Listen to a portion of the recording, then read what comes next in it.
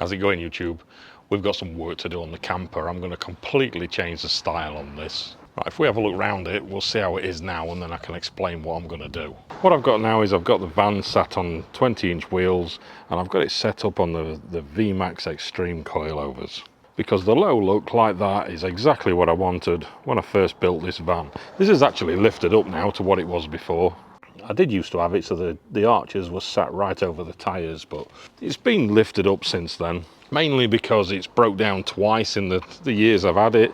I've had to put it on the back of a transporter, and the worst thing ever is a low van trying to get it on the back of a transporter.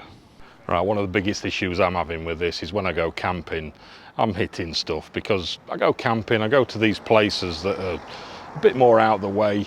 The car parks are full of potholes, and it's not the best experience, to be honest. As you can see, I caused quite a bit of damage. I've got some there.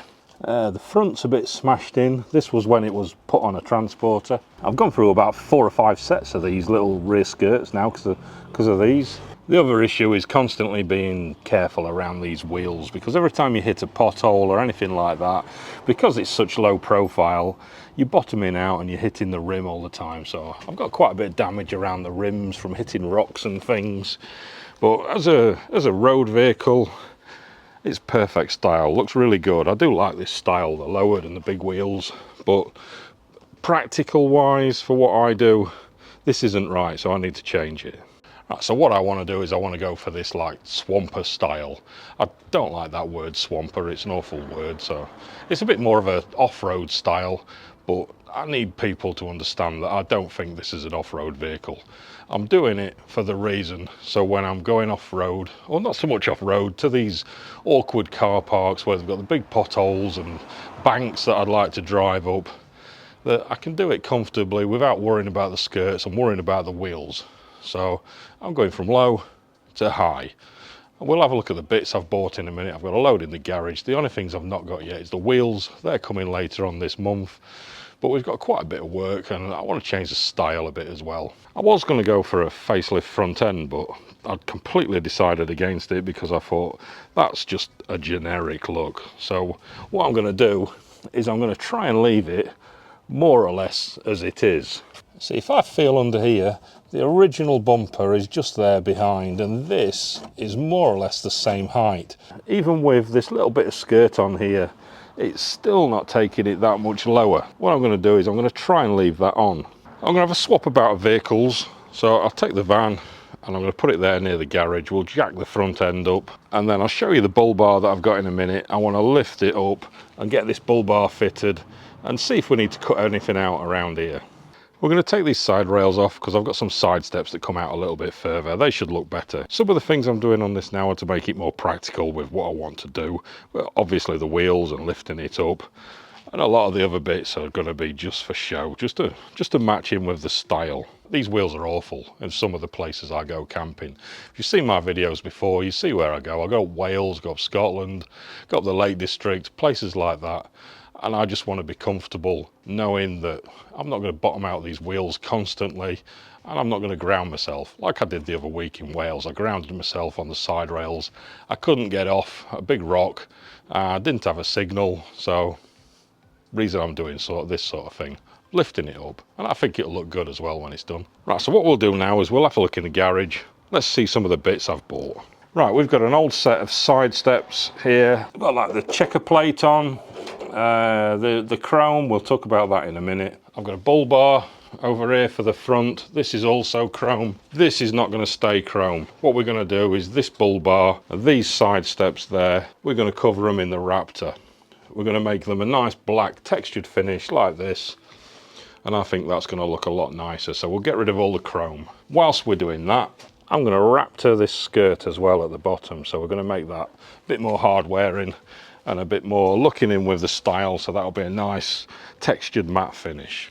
Right, I've got stock suspension there. I've managed to get that off Facebook Market, so we'll take the coilovers off and go back to stock. I'd like to go for a proper nice jacked up suspension, but obviously the money involved with everything, that's not an option right now. So we're going back stock, and then in here I've got a lift kit.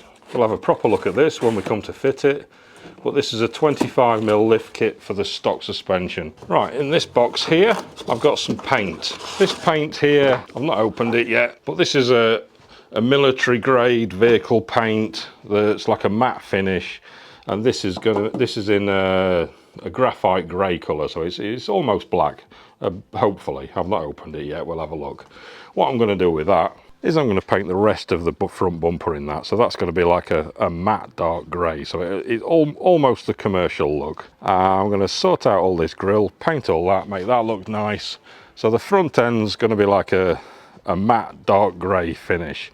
This bonnet I'm going to repaint it, and I've got some more of those stickers that we'll put on there. Whilst we're doing some painting, we're going to sort out a few bits like this, and I'll get that on, because that matte, you can use a little roller to put that on, because it brings up like a nice textured finish. We don't have to spray that, so what we'll do is we'll rust treat those and sort those sort of areas out as well while we're at it. Rear end, I'm going to take this bumper off, take those little skirts off the bottom, and then I'm going to paint that as well with that military paint.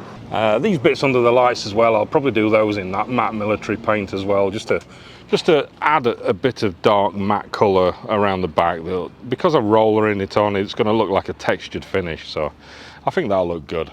Up here, we'll worry about this a bit later. I'll think about what to do. I'd like to get a ladder up the back, but we'll leave it like this for now. What I'll probably do actually is I'll cut these a bit wider, and I'll get some little 4-inch light bars to go in the back, so they're like a reversing light. I might do that. We'll have a look at that a bit later. In this box here, I've got a big curved light bar. This is a 52-inch curved light bar, and that is going to sit right across the roof just there. Big light bar. I think that'll match in with the style really well. Right, this box here, in here, I've got some plastic wheel arch trims. These are just a cheap plastic wheel arch trim, so that'll match in with the style a bit better. Once we get those on, they'll stick over there like that. And then once it's jacked up with the big wheels, that should match in. I need to cut these stickers back so I can get them fastened on with the stickers cut there, because eventually I'll probably change what's happening with the design anyway at some point, so I don't want those stuck under this. But I think they'll look good when we get those on as well. Right, so apart from the wheels, that's probably about it, because over here is just a few little bits ready that I need to help me along the way. So I think what I need to do now is have a swap over with these vehicles, bring this van a bit closer.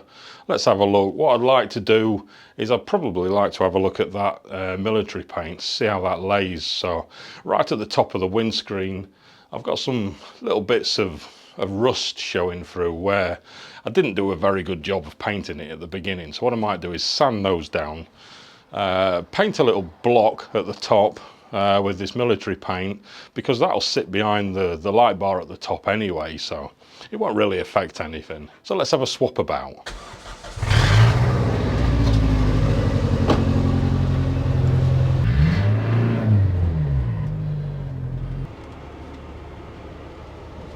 First job I want to do is I'm going to go up this ladder. I'm going to mask off this area, and I don't know if you can see it on the camera, but I've got some bit of bubble in there, and there's some bit where the paint weren't quite covering there that's going off, so I'm going to sand back that. I'm going to treat it with something, and then I'm going to mask off a little patch, and then I'm going to try that military paint just on this area. It's going to be behind where the light bar is anyway, so we'll not be able to see it. I've got this new McAllister detail sander. Let's try that, because my Black & Decker one broke.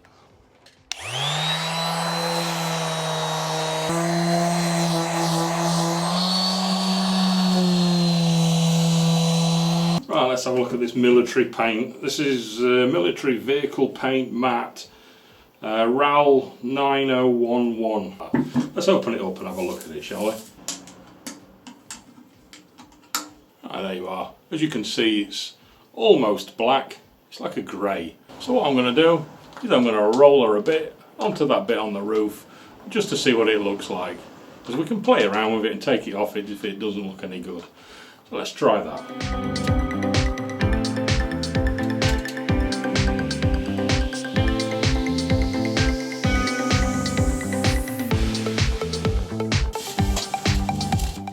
There we are, all done. That's exactly the finish I was looking for. It's like a textured matte black. Well, not quite black, it's a really dark grey. So that finish there is going to go on that front bumper. I think now what I'm going to do is I'm going to bolt that light bar on. We'll get that fitted, see how it looks. Alright, there we are. I've got the brackets on the end. This is the light bar. It's only a cheap one, but I just wanted to see what it looks like for now. We can change this out for a better one if it turns out it's no good. We've got some brackets here. I need to drill through the roof and bolt those on. So the first job is I just need to pull the roof lining down a little bit. Right, I've stripped down this top corner a bit now so this roof comes down. Right, I can just get in there a little bit. What there is in there, it's like a double skin.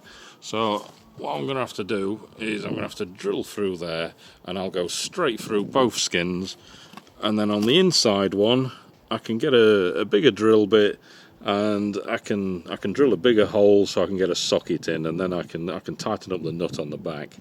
So let's get it lined up and see where we have to drill the holes. Right, so this is where I need to go through.